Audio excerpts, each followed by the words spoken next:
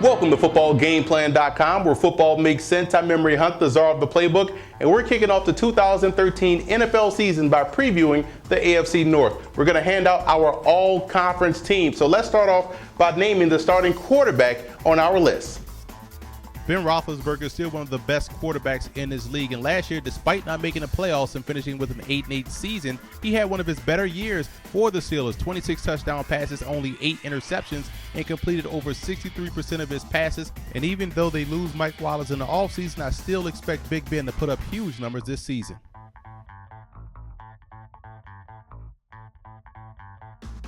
Ray Rice posted his 4th consecutive 1,000-yard season, rushing for over 1,100 yards last year, and continues to be one of the better all-purpose backs in the league, combining for over 1,600 yards of total offense.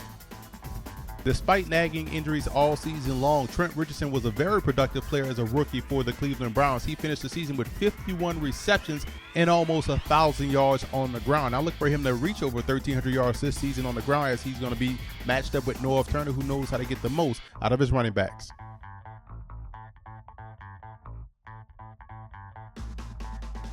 When you combine speed, athleticism, tremendous hands, and great hand-to-eye coordination, you're talking about A.J. Green of the Cincinnati Bengals, one of the premier receivers in the National Football League.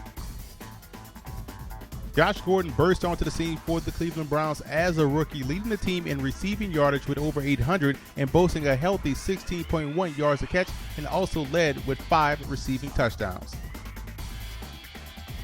One of the more underrated tight ends in the league is the best tight end in the AFC North, and that's Heath Miller of the Pittsburgh Steelers. You talk about a blocker, a receiver, a guy that's athletic. He can flex out, does so much for that Steelers offense, and he's an integral part to that team's success.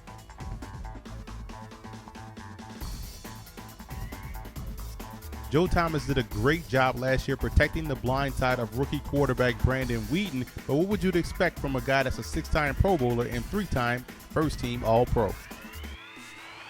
Marshall Yanda is a big reason why the Ravens are able to run the football as effective as they are. You look at a guy that's posted back-to-back Pro Bowl seasons and is a versatile player, can play guard or tackle.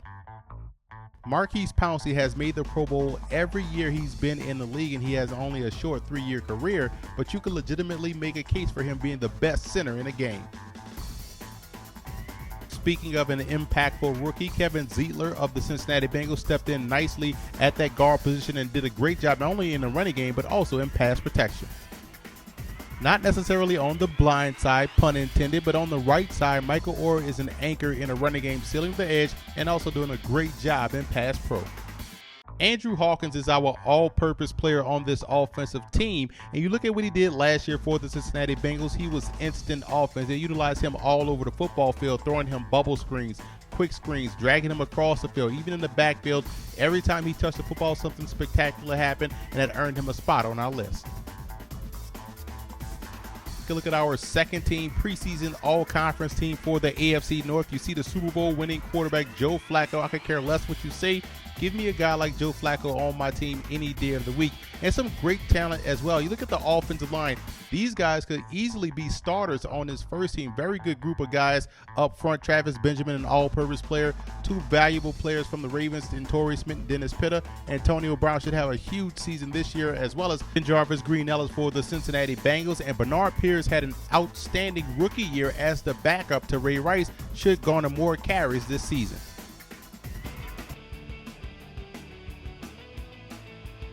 At 6'7", 260 pounds, Michael Johnson of the Cincinnati Bengals had his breakout year last season, finishing second on the team in sacks with 11.5. One of the best defensive tackles in the game is Haloti Ngata. Not only is he a brute in the running game, but has the athleticism to drop back in certain zone blitz packages, so you have to be impressed with a guy like Ngata up front. When you talk about strong at the point of attack, you're talking about a guy like Geno Atkins, who led the Bengals in sacks last year along a very talented defensive front with 12.5 sacks. You see right here, pushing a grown man against his will to get to the quarterback. These are the type of plays he made down in, down out for the Cincinnati Bengals.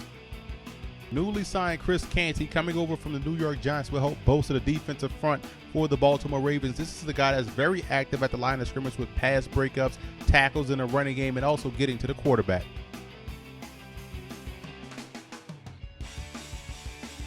Terrell Suggs came back later on in the season from injury and only playing in 8 regular season games, but still was an integral part to this team's success and the reason why they were able to win their Super Bowl. The Browns have the AFC version of London Fletcher and DeQuell Jackson, one of the more unheralded superstars in the league, tackle after tackle, making play after play for the Browns, and is the leader of this defense. What a great story Vontaze Burfict was last season. A guy gave a first-round grade to going into the draft, went undrafted, and ended up being the best linebacker on the Cincinnati Bengals. He's going to have an even better 2013 season as he's more comfortable in that Mike Zimmer defense.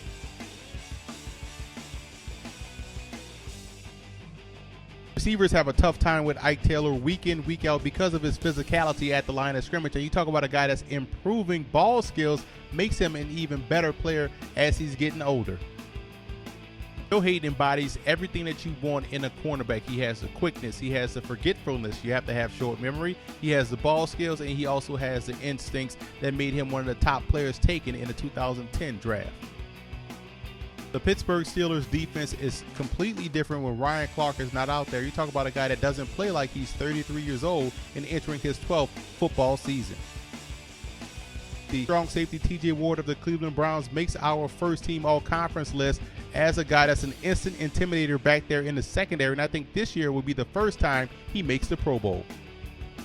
Now let's take a look at the second team all-conference defense. Elvis Dumerville signing with the Ravens should provide instant dividends for that defense as a pass rusher. Jabal Sheard is a guy that's moving to the 3-4 defense, should be able to get to the quarterback as well. Darius Webb, had he not been injured, would have been the starting cornerback on this list. And you always have to make room for Troy Polamalu. I don't care if he plays in 9 games or 2 games, you still want that guy on your football team.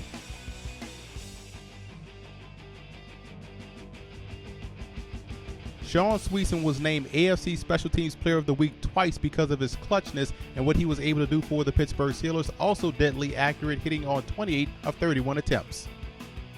One of the better punters in team history is Kevin Huber, who had an outstanding season last year. 24 of his punts dead inside the 20. You had to find a spot for Jacoby Jones on this list, and I have it for him as a punt returner. One of the more deadly returners in the game, whether it be a kickoff return or a punt return. This guy has that speed to make a house call. One of the more underrated special teams players in the league is Larod Stevens-Howling, coming over from the Arizona Cardinals, and is going to help bolster that Pittsburgh Steelers return game. Jeremy Miles of the Cincinnati Bengals makes our list as the special teams ace, as a guy that excels in kickoff and punt coverage.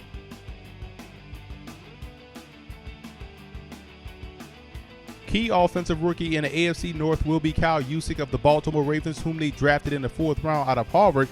Gone is Vontae Leach, one of the best fullbacks in the league, and we know how big of a role that plays in the Ravens' ground game. In comes a guy like Kyle Juszczyk who can catch the football out of the backfield. You can line him up as well as an H-back, so he does give you a lot more versatility than what Leach brought to the table.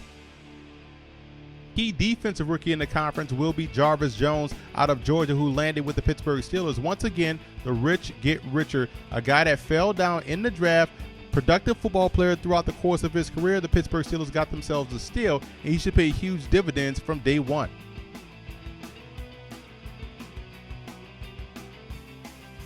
Now let's take a look at the coaching staff of this all-conference team, and quite honestly, this is an impressive list of guys, and I don't think this staff would ever lose a football game. They're led by Mike Tomlin of the Pittsburgh Steelers. You look at that offensive and defensive coordinator, 2 of the all-time greats in Norv Turner and Dick LeBeau, and you look at the positional coaches, you see guys that are currently head coaches in John Harbaugh and Marvin Lewis, and a guy that was a head coach in Hugh Jackson. So all in all, this is a very impressive group of coaches.